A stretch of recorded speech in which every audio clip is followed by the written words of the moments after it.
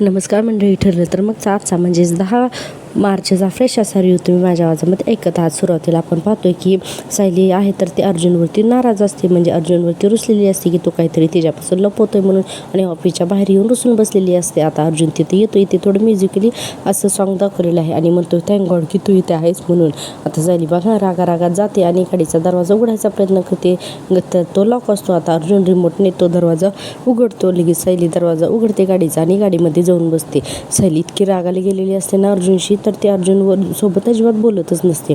आता बघा आता अर्जुनसुद्धा गाडीमध्ये जाऊन बसतो आणि आता त्याला सांगायचं असते की सायलीला सीट बेल्ट लाव म्हणून, पण आता सायली तर बोलत नाही म्हणून स्वतःचा सीट बेल्ट घेतो आणि जोरजोरात नाही ना तिला दाखवायला लागतो, जेणेकरून तिने सुद्धा असा सीट बेल्ट लावावं म्हणून मुद्दाम स्वतःचा सीट बेल्ट तिच्याकडे असा करतो. आता सायलीसुद्धा सीट बेल्ट लावते आणि हे सगळं मोक्यानं चालू आहे. अजिबात दोघे एकमेकांशी बोलत नाही आहेत. आता अर्जुन पण तिच्यावरती लगेच रुसण्याचं नाटक करतो आणि आता गाडी घेऊन तिथून हे दोघं जण पुढे निघून जातात. आणि आता आपण पाहतोय की पुढे गेल्यानंतर आज ना बराच भाग या दोघांचा ना कारमधलेच सीन जास्त दाखवलेले आहेत. तर आता अर्जुनला माहिती आहे सायली तर रुसलेली असते, सायली तर काही बोलत नाही आहे म्हणल्यानंतर अर्जुन काय करतो की गाडीमध्ये जे आहे तर ते रेडिओ लावतो. आता त्याच्यावरती तर सुरुवातीला खूप सुंदर जुनं गाणं आहे ना, ते चाफा बोले ना, तर ते गाणं लागतं. चाफा खंत करी काही केल्या बोले ना, इतकं सुंदर गाणं आहे ना जुनं खरंच. आता हे गाणं लागल्यानंतर सायली अर्जुन एकमेकांकडे बघतात. आता सायली रागाने बघते अर्जुनकडे की मुद्दामूनच त्याने हे गाणं लागलं असं म्हणून. आता अर्जुन पुन्हा ते गाणं चेंज करतो, तर आता पुन्हा का रे दुरावा का रे बोला हे गाणं लागतं. आता पुन्हा ही तेच सिच्युएशन, म्हणजे यांच्या सिच्युएशनला ना सेम टू सेम गाणे आज लागत असतात. आता पुन्हा सायली त्याच्याकडे रागाने बघते. आता अर्जुन पुन्हा गाणं बदलतो. आता पुन्हा ना किती सांगायचं आहे मला, आता पुन्हा हे गाणं लागतं.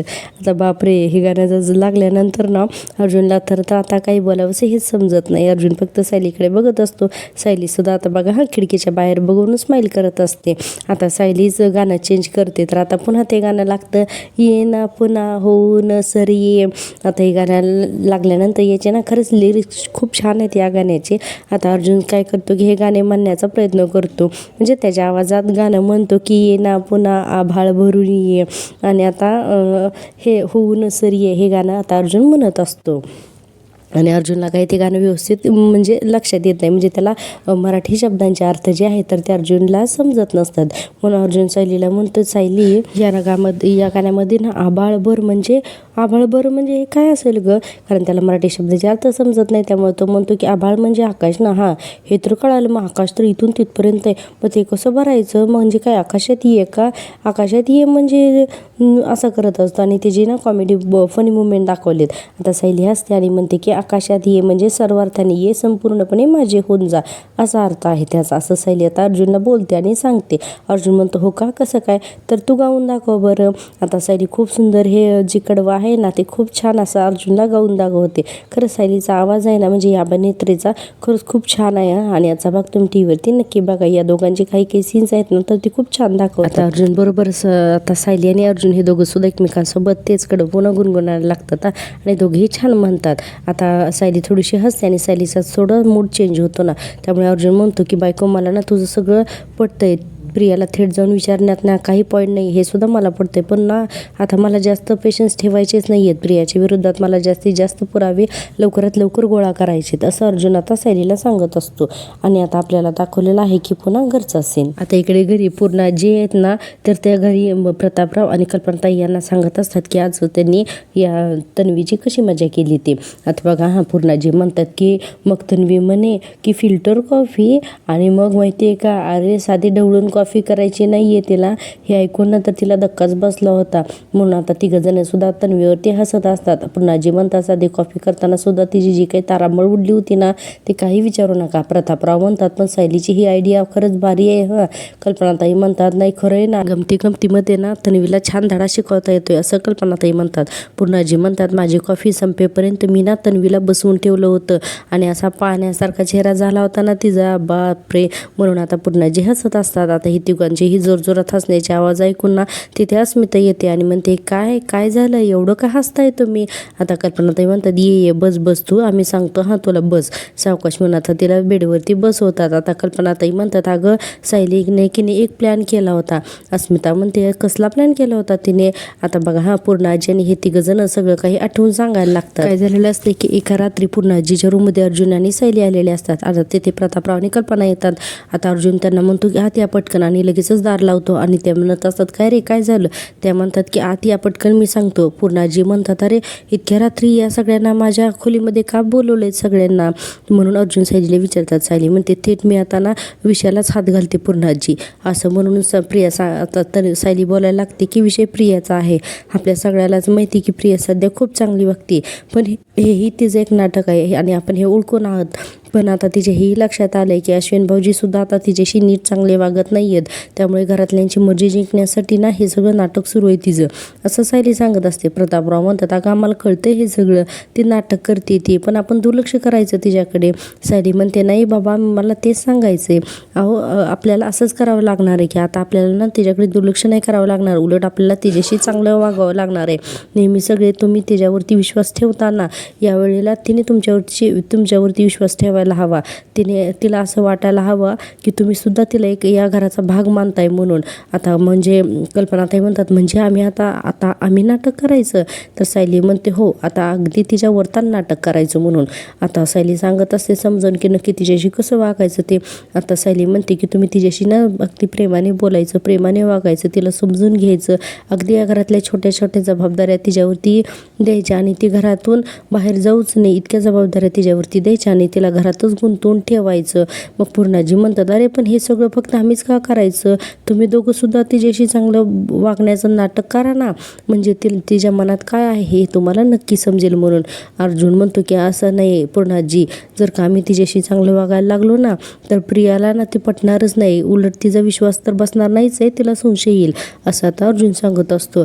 आणि म्हणतो की तुम्ही तिच्याशी नीट वागा आणि मग मी तुमच्याशी वाद घालतो, मी तुमच्याशी आर्ग्युमेंट करतो, म्हणजे तिचा ना जास्त विश्वास बसेल. हां आता ही गोष्ट ना पूर्णाजींना पटते. कल्पना सुद्धा म्हणतात की हो बरोबर आहे म्हणून. आणि आता कल्पनाताई म्हणतात, प्रिया, अरे अर्जुन तू तन्वीला चुकून प्रिया म्हणालास का? आता असं म्हणाल्यानंतर सगळ्यांचे इथे चेहरे दाखवलेले आहेत. आणि आता अर्जुन पटकन विषय बदलतो आणि म्हणतो की हो अगं काय ना की ती माझी बायको सारखी तिला प्रिया म्हणत असते ना, सो चुकून मला पण तशी सवय लागली का? आता असं म्हणल्यानंतर आता कल्पनाताई तर गप्प बसतात. आता सायली म्हणते, आई जेव्हा प्रिया घराच्या बाहेर पडली ना तेव्हा ती खोटं बोलून घराच्या बाहेर पडली आणि प्रत्येक वेळेला ना काहीतरी घोळ करूनच बाहेरून आलेली आहे. त्यामुळे आता तिला घरामध्ये इतकी कामं द्यायची आणि गुंतवून ठेवायचं की ती बाहेर जाऊन कुठली कारस्थानं करताच कामा नाही म्हणून.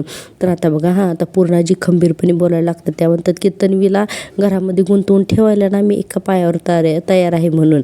आता अर्जुन लागतं स्माईल करायला. अर्जुनला वाटतं की बरं झालं. प्रतापराव सुद्धा म्हणतात, खरं सांगू का, तिच्याबरोबर चांगलं वागणं हे मला काही जमणार नाही हां, पण हे नाटक करायला मी तयार आहे असं आता प्रतापराव म्हणतात. आणि कल्पनाताई म्हणतात, मी सुद्धा तयार आहे. आणि आता हा सगळा प्लॅन जे आहे तर हे तिघंजण आठवून अस्मिताला सांगत असतात आणि आता तिघंही हसत असतात. अस्मिता म्हणते, अरे वा मस्त आयडिया आहे म्हणजे तुम्ही तन्वीशी चांगलं वागताय आणि हे सगळं नाटक करताय. तर कल्पनाताई म्हणतात, हो ना, हे सगळं ना 100% नाटक आहे, नाहीतर मला तर ती तन्वी ना डोळ्याच्या समोर सुद्धा नकोशी असते. प्रतापराव म्हणतात की अगं जाऊ दे ना, पण त्या निमित्तानं ती निदान घरातली 4 कामं तरी करते आणि सगळ्यात महत्त्वाचं म्हणजे तिचं बाहेर भटकणं कमी झाले असं म्हणून आता प्रतापराव हसत असतात. पूर्णाजी म्हणतात, अगदी स्वतःसारखी सरळ आली ती आणि म्हणतात की चला आता उद्या कुठल्या कामाला लावायचं ना हे ठरवायला हवं असं पूर्णाजी म्हणतात. आणि अस्मिता म्हणते, खरंच खूप छान आयडिया आहे म्हणजे नाटकापुरतं का होईना पण तुम्ही तन्वीला कुटुंबात सामील करून घेतलं आता या समिताचं बघा तिसरंच काहीतरी असतं. अस्मिता म्हणते, पण या अशाच नाटकापुरतं तुम्ही सचिनला आपल्या घराचा भाग नाही ना करून घेणार असं आता अस्मिता म्हणायला लागते. कोणाचं काय आणि कोणाचं काय, हिला फक्त हिच्या नवऱ्याचंच पडलेलं असतं. अस्मिता म्हणते, सचिनला अशीच परकेपणाची वागणूक मिळत राहणार आहे का आपल्या घरामध्ये? आता अस्मिताने असं म्हणल्यानंतर सगळ्यांचे चेहरे पडते. अस्मिता म्हणते, तन्वीला तुम्ही संधी देण्याचं निदान नाटक तरी केलं, पण सचिनला खरी एक संधी देऊन तर बघा ना तुम्ही. आता पूर्णाजी काहीच बोलत नाही. आता हे तिघेही गप्प बसतात. अस्मिता म्हणते, एका छोट्याशा चुकीसाठी तुम्ही काय आता त्याला फासावर चढवणार आहात का?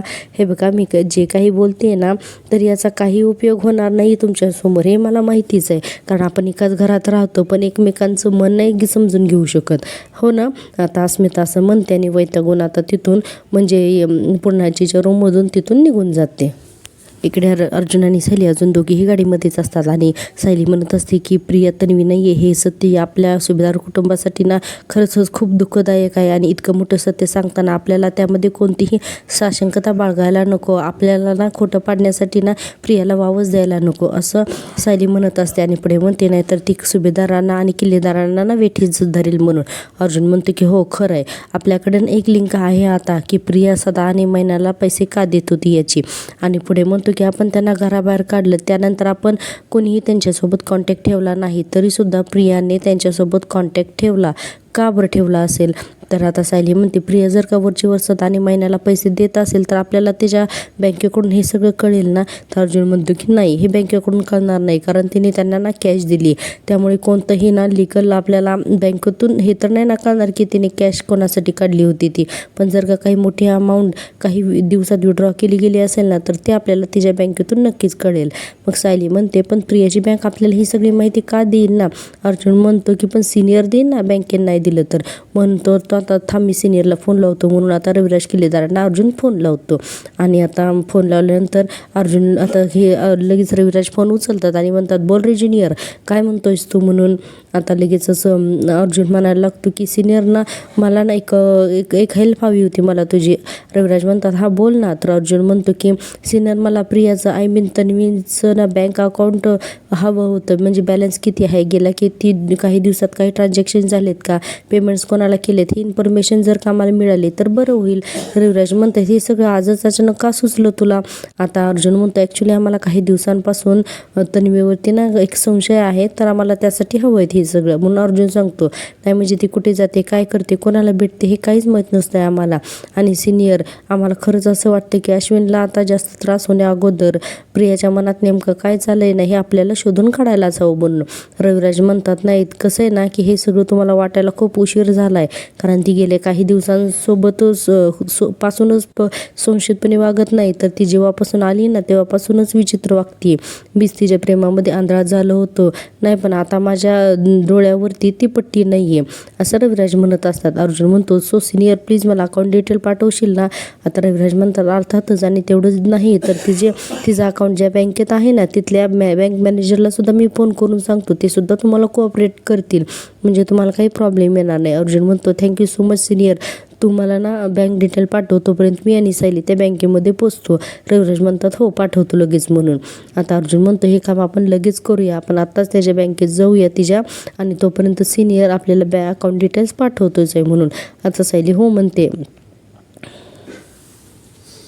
तोपर्यंत इकडे रविराज किल्लेदार त्या बँक मॅनेजरला फोन करतात आणि म्हणतात की मी रविराज किल्लेदार बोलतोय की हो मी ठीक आहे, पण माझं एक काम होतं की माझी मुलगी जी आहे तर तिच्या सगळ्या अकाउंट आहे तुमच्या बँकेमध्ये, तर तिच्या अकाउंटचे सगळे डिटेल्स जे आहेत ना तर ते हवेत म्हणून. आता हे सगळं रविराज फोनवरती बोलत असतात. इकडे आपल्याला दाखवलं आहे सुमनचा सीन. सुमन बिचारी तिच्या रूममध्ये एकटी बसलेली असते आणि नागराजने आतापर्यंत तिच्यावर जेवढे गुन्हे केले तिच्याशी सुमनसोबत इतका वाईट वागलेला असतो, या सगळ्या आठवणी आठवून आहे ना सुमन खूप रडत असते. इतक्याच आता तिथं प्रतिमा आता येतात आणि त्या म्हणतात की सुमन काय झालं ग. सुमन म्हणते इतक्या दिवस ज्याची भीती वाटत होती ना तर तीच भीती वाटते खोलीतल्या या सगळ्यांना आठवणी मला आठवत आहेत आणि या खोलीत मला गुदमरतोय. मी हे कसं विसरायचं की माझ्या नवऱ्याने त्याच्या सख्ख्या भावाच्या कुटुंबाला संपवण्याचा प्रयत्न केला, असं म्हणून सुमन आता खूप रडत असते. आता रविराज सुद्धा तिथे येतात. आता सुमन म्हणते की आता यांचं उरलेलं आयुष्य सुद्धा जेलमध्ये जाणार का हो. तर रविराज तिथे येतात आणि म्हणतात की त्याची लायकीच ती आहे सुमन, तुला याआधी सुद्धा मी तुला सांगितलं ना सुमन, त्याचा विचार नको करूस. सुमन म्हणते मला सगळं समजतंय हो भाऊजी, पण काही केल्या मनातून हा विचार जातच नाही की त्यांची तुरुंगात किती हाल होत असतील म्हणून. आता हे ऐकल्यानंतर रविराज चिडतात. ते म्हणतात की हे बघ रविराज, हे बघ नागराजला दयामाया दाखवण्याची काही गरज नाही, आणि तुझ्या मनाच्या कुठल्याही कोपऱ्यात जर का त्याच्याबद्दल सहानुभूती असेल ना तर ती देखील काढून टाक सुमन, असं म्हणून आता रविराज तिथून निघून जातात. आता रविराजांचं सुद्धा बरोबरच असतं ना. आता रविराज गेल्यानंतर प्रतिमा त्या म्हणतात की हे बघ यांचा राग तू मनावर घेऊ नकोस हो सुमन, हे किती त्रासात आहेत ना ते मला माहिती आहे ग सुमन, पण ते बोलून नाहीत ग दाखवत. आणि म्हणते की आणि मग त्यांचं सगळं दुःख राग म्हणून बाहेर पडतं. सुमन म्हणते ह्याने जे काही केलंय ना ते खरंच खूप वाईटच केले हो वहिनी. आणि पुढे म्हणते की पण म्हणून त्यांच्याबरोबर असलेलं नातं तोडून टाकायचं का हो. आता प्रतिमा त्या बघा छान समजवतात सुमनला म्हणतात काही नातीत ना ती मुद्दामून नाही तोडावी लागत ग, ती कधी मुळात मनापासून नसतातच. मला एक गोष्ट सांग सुमन, तू नागराज भाऊजींवरती इतकं प्रेम करतेस, पण तितकं त्यांनी प्रेम असं कधीतरी केलंय का ग, सांग ना मला. आता असं प्रतिमात्या म्हणल्यानंतर सुमन बिचारी गप्पच बसते आणि रडत नसते. आणि पुढे प्रतिमात्या म्हणतात आणि काही नात्यांना तर अर्थच नसतो. माझा आणि तन्वीचंच बघ ना, म्हणायला तर ती माझी मुलगी आहे, पण बघायला गेलं तर मला तिच्याबद्दल वाटावं तसं प्रेम कधी वाटलंच नाही ग.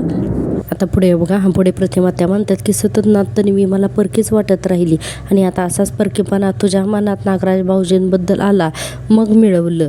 आता पुढे प्रतिमा त्या म्हणतात की अगं तुझाच त्रास कमी होईल ग याने. आता सुमन म्हणते तन्वी जर का तुमच्या संस्कारात वाढली असती तर ती इतका खोटेपणा करणारी झालीच नसती, पण ती लहान असतानाच तिच्यावरून तुमची सावली हिरवली गेली आणि याला सुद्धा ना तिचे काका जबाबदार आहेत म्हणा, असं सुमन म्हणत असते. आता प्रतिमा त्या म्हणतात संस्कारांचं काय ग, तन्वी भाऊंच्या संस्कारात वाढलीच की.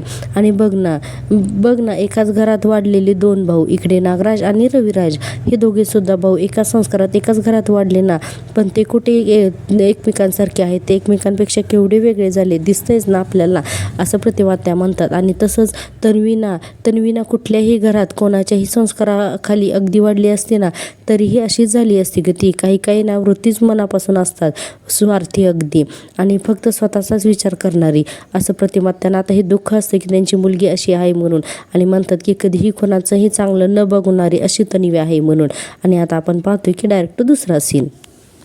आता अर्जुन आणि सायली बँकेत पोचतात. तिथला मॅनेजर म्हणतो की मला ॲडव्होकेट रविराज किल्लेदार यांचा फोन आला होता, तुम्हाला ज्या अकाउंटची डिटेल हवे तर ते अकाउंट तन्वी किल्लेदार किंवा म्हणजे प्रिया तन्वी सुभेदार यांचंच आहे ना, बरोबर ना. तर आता अर्जुन म्हणतो की हो बरोबर आहे. तर आता तो मॅनेजर 1 मिनिट म्हणतो आणि आता बँकेची सगळी डिटेल जी आहेत ना प्रियाची तर ती दाखवतो. आता अर्जुन आणि ही सायली ते बँक डिटेल बघतात ना. आता पूर्ण डिटेल अगदी पहिल्यांदा तर अर्जुन नीट बघतो आणि बघून झाल्यानंतर म्हणतो हे काय, प्रियाच्या अकाउंटमध्ये तर खूपच कमी बॅलन्स आहे म्हणून.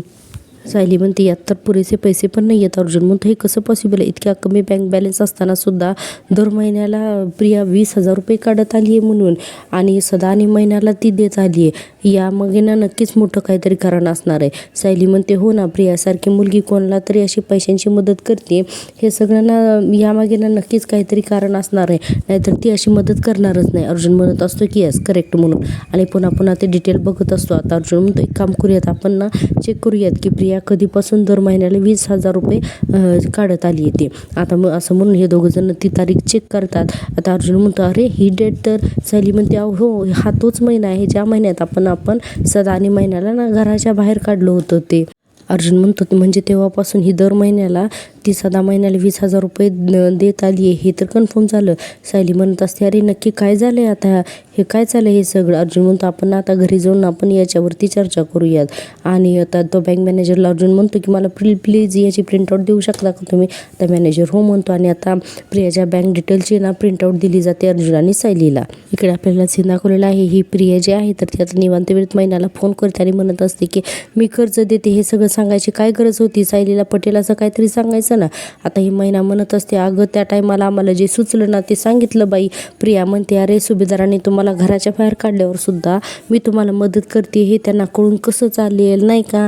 अरे या सगळ्या गोष्टी मला इथं सांभाळणं किती अवघड जातं हे तुम्हाला कळत नाही आहे का. महिना म्हणते अगं पण ती सायली अशी लोक घरात शिरली आणि फौजदारासारखं एकामागून एक प्रश्न विचारायला लागली ना, आम्हाला काही कळच ना बाई, काय पण सुचू देईना ती पोरगी, असं म्हणून लागते ना ॲक्टिंग करायला. म्हणते काय सांगू तुला, मी तोंडाला आलं ती बोलले बडा. प्रिया म्हणते मी कोपऱ्यापासून हात जोडते तुम्हाला, माझ्यावर उपकार करा आणि इथून पुढं तरी सायलीला काही सांगू नका. सायली आणि अर्जुन तुमच्या घराच्या आसपास जरी फिरकले ना तरीही मला लगेच कळवायचं हां. पार त्यांनी तुम्हाला विचारलं ना की सकाळी काय जेवलात तरीही सकाळी हे सांगायचं नाही, आलं का लक्षात, असं म्हणत ते. आणि म्हणते की डोक्यात शिरतंय का काय हां. आता महिना म्हणते की हां शिरतंय असं करायला लागते. तर सायली आता ही प्रिया त्यांचा फोनच कट करून टाकते. इकडं महिना म्हणत असते अगं तर प्रिया तिचा फोन कट करून टाकते. आता फोन ठेवल्यानंतर प्रिया म्हणते होळीच्या दिवशी अर्जुन माझा पाठलाग करत होता आणि आता आज सायली माझा पाठलाग करत होती. अरे यार नक्की दोघांच्या डोक्यामध्ये काय शिजते काही कळतच नाही असं म्हणून प्रिया डिस्टर्ब होते आणि म्हणते काहीच कळत नाही आहे, काय करू आता मी, आता कसं शोधून काढू की मला स्वतःला वाचवण्यासाठी ना काहीतरी करायलाच हवं आहे, पण काय करायचं मी असं म्हणून विचार करत आता तिथं बेडवर बसते आणि म्हणते की अर्जुन सायली नक्की काय प्लॅन करतायत हे कसं कळणार ना मला, असं म्हणून काय करायचं शोधून काढायलाच हवं असं म्हणून विचार करत आता ती बेडवर बसते. कसं शोधून काढू इतक्यातच तिथं अश्विन येतो. आता अश्विनचा चेहरा पडलेला असतो आणि प्रिया हे बघते ना. आता अश्विनला बघून प्रिया मनातच म्हणते आता हात थोबाड पडून का आलाय बरं, आणि म्हणते अर्जुन सायलीने याचे कान तरी भरले की काय, असं म्हणून आता उठते आणि आता अश्विनकडे जाते. अश्विन तिथेच कमरेवरती हात देऊन उभा असतो. तर अश्विनचं तिसरंच काहीतरी भानगड असते. आता प्रिया म्हणते अश्विन काय झालंय, म्हणजे तुझा मूड ठीक दिसत नाहीये ना म्हणून विचारते, काही प्रॉब्लेम झालाय का रे. आता अश्विन तिच्याकडेच बघतो आणि आता प्रिया घाबरते. प्रियाला वाटतं अर्जुन सायलीने सगळं सत्य समजले की काय म्हणून. अश्विन म्हणतो प्रॉब्लेम कशाला म्हणायचा आणि कशाला नाही ना मला हेच कळत नाही. प्रिया म्हणायला लागते हे बघ अश्विन तुला जर का काही कळलं असेल ना तर.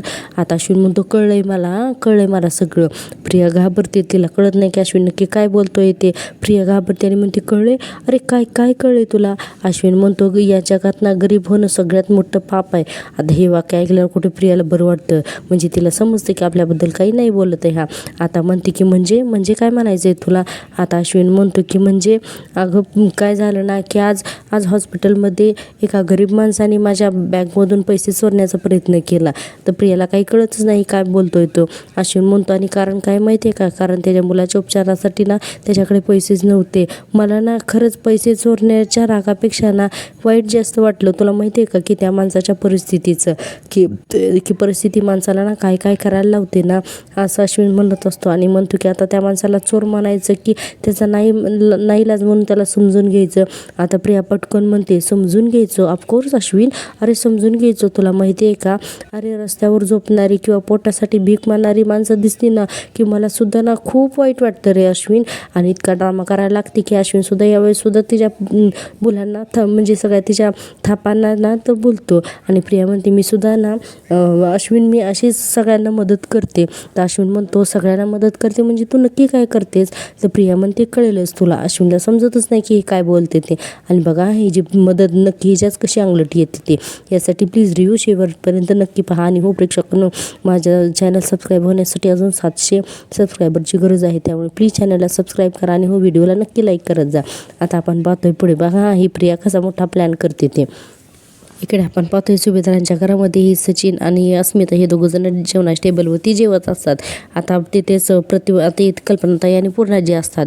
अस्मिता जेवताना म्हणत असते मला ना धड चालता येत नाही ना काही करता येत नाही, मला ना खूप कंटाळा आलाय. आता पूर्णाजी म्हणतात असं करून कसं चालेल बाळा, आता थोडे दिवस धीर धरायचा आणि मग तब्येत सांभाळायची. आता असं म्हणल्यानंतर सचिन म्हणतो की अस्मी मला ना खूप गिल्टी वाटतंय ग की मी काहीच करू शकत नाही ना तुझ्या या सगळ्या सिच्युएशनमध्ये, आणि तुझा हा डिस्कम्फर्ट आहे ना तो मला कमी नाही करता येत. आता या कल्पनाताई आणि पूर्णाजी तर तोंडवाकडंच करतात. अस्मिता म्हणते अरे हरकत नाही त्यात काही एवढं, आणि आणि अस्मिता म्हणते की एकदा बाळ जन्माला आलं ना की माझ्या बरोबरीने तू त्याची काळजी घेशील माहिती आहे मला. हो ना मम्मा. आता कल्पनाताई विषय बदलतात आणि म्हणतात विमल अस्मिताला भात आण ग, अस्मिता अजून तुला उसळ हवी आहे का. आता असं कल्पनाताई विचारत असतात की अस्मिता चिडते ना आणि म्हणते की मम्मा मी एकटी नाही जेवायला बसलेले, आणि म्हणजे तिचं असं म्हणणं असते की सचिनला विचारा म्हणून. तर अस्मिता म्हणते मी आग्रह करून सचिनला सुद्धा जेवायला इथे घेऊन आली आहे, त्याला पण विचार ना काय हवंय नको आहे ते. आता बघा कल्पनाताई काही चिडतील किंवा बोलतील म्हणून आता पूर्णाजी कल्पनाताईंच्या हातावर हात ठेवतात आणि म्हणतात की अगं त्याची आवड निवड त्याला तुला माहिती ना आमच्यापेक्षा जास्त की त्याला काय आवडतं आणि काय नाही ते, तू त्याला काय हवं नको ते बघ आणि आम्हाला सांग. असं पूर्णाजी आता व्यवस्थित बोलतात. लगेच अस्मिता म्हणते विमल सचिनला ना दही भात वाढ, त्याला आवडतो. सचिन म्हणतो लगेचच नको आहे मला, भरलं माझं पोट. म्हणून आता सचिन मस्तीने तिथून उठून निघून जातो. आता सचिन उठून निघून गेला म्हणून अस्मिताला राग येतो. म्हणतो. अस्मिता लगे पुन्हा आजी आणि कल्पनाताईंनाच म्हणते, झालं का तुमचं समाधान म्हणून. आणि म्हणते की बिचारा ताटावरून उठून गेला, झाला ना खुश तुम्ही. आता उलट त्यांनाच बोलायला लागते. आणि बघा पूर्ण आजी म्हणतात की असं नाही आहे अस्मिता म्हणते तुम्ही त्याला जावायचा मान द्या, असं म्हणतच नाही आहे मी. अगं पण सारखा अपमान तरी करू नका ना त्याचा. आता कल्पनाताई म्हणतात, हे बघा अस्मिता, त्याला आम्ही ना फक्त तुझ्याकरता म्हणून आम्ही सहन करतोय, बाकी काही नाही. त्याच्याशी नीट वागण्याचा प्रयत्न करतोय ना आम्ही, मग त्याला तरी एवढं काय झालंय म्हणून. आणि म्हणतात की आता पूर्णाईने तुला काय सांगितलं, त्याला काय हवं नको ते सांग, आणि तरी जर का तो उठून निघून जातो त्याला आम्ही काय करायचं. अस्मिता म्हणते मग आता तरी परत चूक त्याचीच आहे ना. आज तर आता पूर्णाजी म्हणतात, हो भरल्या ताटावरून असं उठून जाणं ही चूकच आहे, पण ज्याला समोर वाढलेल्या पंचपक्वान्यांची किंमत नसेल तो घरच्या जेवणावरून उठणारच ना. आणि पुढे तर असं वाक्य बोलतात, बाहेर कुठेतरी जाऊन तो स्वतःची भूक भागवणारच. आता असं बोलल्यानंतर पूर्णाजी अस्मिताला म्हणतात की ज्या दिवशी तुला समजेल ना तो खरा सोन्याचा दिवस म्हणावा लागेल. आता कल्पनाताई म्हणतात, अस्मिता जेवून घे. आणि आता आपण लगेच पाहतो की दुसरा सीन. आता अर्जुन आणि सैली अजूनही गाडीतच असतात. आता अर्जुन म्हणतो की प्रियाने स्वतःची किंवा महिन्याच्या नावाने पैसे ट्रान्सफर केले असते ना तर तो आपला कॉन्क्रीट पुरावा असला असता, पण प्रिया खूप हुशार आहे आणि तिने बँकेतून कॅश काढली, त्यामुळे पुरावाला नाही. सैली म्हणते, हो ना, म्हणूनच तिची मान अडकेल असा एकही पुरावा आपल्यासाठी उरला नाही. पण आधीच तिला शंका यायला नको आपण शोधाशोध करतोय म्हणून, नाहीतर सत्य सापडण्याचे सगळे मार्ग ती बंद करून टाकेन. अर्जुन म्हणतो, पण माझी खात्री आहे की ती आतापर्यंत अलर्ट झाली असेल. ती सदाने महिन्याला जाऊन भेटलीच ना, तर त्या दोघींनी तर महिन्याने आतापर्यंत प्रियाला हे सगळं सांगितलं पण असेल. प्रिया म्हणते, आपण आत्ताच तिला जर का जाब नाही विचारला तर तिला संशय येईल ना. तिला वाटेल की मी सदा महिन्याला जाऊन भेटले, त्यांना पैसे देताना भेटले, तरीही जाब का विचारत नाही असं वाटेलच ना प्रियाला. अर्जुन म्हणतो की राईट. आणि पुढे म्हणतो की आपण एक काम करूया, आपण तिला आत्ताच जाऊन जाब विचारूयात आणि ती जे काय उत्तर देईल ना त्यावरती आपण तिचा आपला विश्वास बसलाय असं तिला दाखवूयात. म्हणजे तिच्या डोक्यातून हा टॉपिक निघून जाईल आणि मग आपल्याला शोध घ्यायला सोपं पडेल. आता सायली म्हणते, हो बरोबर आहे, चला. आणि आता पाहताच तर सुमित्रांच्या घराच्या बाहेर ना खूप गरीब लोक त्यांच्या घराकडे निघालेले असतात. आता सायली म्हणते, अरे ही सगळी कोण लोक आहेत आणि आपल्या घराकडे का निघाली आहेत म्हणून. अर्जुन म्हणतो, काय माहिती, चल बघूयात म्हणून. आता अर्जुन आणि सायली दाराच्या बाहेर येतात तर खूप सारे गरीब लोक जे आहेत तर ते या प्रियाने आणि अश्विनने बोलवलेले असतात. आणि आता हे दोघं जण येऊन बघतात तर अंगणात अश्विन आणि प्रिया उभी असतात आणि ते सगळे गरीब लोक तिथं आलेले असतात. तर प्रिया बघा लगेच त्यांच्यासमोर म्हणते की गेली काही महिने आपण महिन्यातून एकदा भेटतोच असं अर्जुन सैली आलेत हे बघून. आणि अश्विनच्या समोर म्हणते, आता प्रिया पुढे म्हणते, तुमच्यातले काही जण मंदिरात जवळ राहतात तर काही जण रेल्वे जवळच्या रस्त्यावर राहतात. आणि अश्विनकडे बघून म्हणते की तुम्ही सगळे बेघर आहात हे बघितल्यावर खरंच खूप वाईट वाटलं मला. अश्विनला काय कौतुक वाटत असतं बायकोचं, बापरे. आता प्रिया म्हणते, पण माझ्याकडून फुलाची पाकळी म्हणून मी फक्त पैसेच देऊ शकते आणि त्यासाठी आपण दर महिन्याला भेटतोच नाही का, असं प्रिया म्हणायला लागते आता. आणि म्हणते की पण आज मी तुम्हाला मुद्दामून इथे घरी बोलवले. तुम्हाला माहिती का घरी बोलवले, कारण या महिन्याची मदत जी आहे ना तर माझी इच्छा आहे की माझ्या नवऱ्याच्या हस्ते ती मदत व्हावी म्हणून मी तुम्हाला इथं बोलवले. आता अर्जुन आणि सैली हे सगळं बघतात आणि त्यांना कळतं की हा तिचा प्लॅन आहे म्हणून. आता प्रिया लगेचच अश्विनच्या हातात पैसे देते आणि म्हणते की अश्विन घे, तू कर त्यांना मदत. आता लगेच अश्विन म्हणतो, तन्वी या क्षणाला मला तुझा इतका अभिमान वाटतोय ना की काय सांगू. तर प्रिया म्हणते, मी एवढं काही करत नाही आहे, ये करून लगेच म्हणते तू दे पैसे. आता अश्विन सगळ्या गरीब लोकांना काय पैसे वाटतो, काय या नवरा बायकोचे ड्रामे सुरू असतो ना की बस. प्रिया म्हणते, हा एवढा सगळा घाट कशासाठी घातलायस, दर महिन्याला सदाशिव आणि महिनावतीला पैसे देते हे लपवण्यासाठी ना. तर अश्विन म्हणतो, एक मिनिट सैली वहिनी, हे बघ तन्वी आता काहीतरी चांगलं करण्याचा प्रयत्न करते ना, गोरगरिबांना मदत करते, तर तुम्हा दोघांना काय प्रॉब्लेम आहे ग त्याचा, असं अश्विन म्हणत असतो. अर्जुन म्हणतो, हो आहे आम्हाला प्रॉब्लेम. आणि बघा पुढे म्हणतो की कारण ज्या फ्रॉड माणसांना आपण आपल्या घरातून काढलं होतं ना त्याच माणसांना तुझी बायको मदत करते, पैसे देते, त्यांना का ते मदत करते विचार तिला. अश्विन म्हणतो, त्यात काय विचारायचे, सैली सदा आणि महिन्याला मदत करते आणि दर महिन्याला पैशांची मदत करते हे मला आधीपासूनच माहिती आहे म्हणून, असं अश्विन म्हणतो. आणि आता अर्जुन सैलीला तर धक्काच बसतो असतो ना, प्रिया लगेच हसत असते. आता सायली म्हणते तरीही तुम्हाला तिला प्रश्न विचारावे असं वाटलं नाही कधी? तर अश्विन म्हणतो कारण ते मला आधीपासूनच माहिती आहे, कारण तन्वी अशा गोरगरिबांना पैशासाठी आधीपासूनच मदत करते ना, तशीच ती सदा आणि महिन्याला सुद्धा ती मदत करतेच. कारण त्यांची परिस्थिती तेवढी हलाखीची आहे ना, की जवळजवळ ती तन्वीच्या पाया पडून मदत मागत होती. तिला दया वाटणं साहजिक होतं. आणि अर्जुन म्हणतो याने हे सगळं तन्वीने तुला सांगितलं आणि या सगळ्यावर तुझा विश्वास सुद्धा बसला?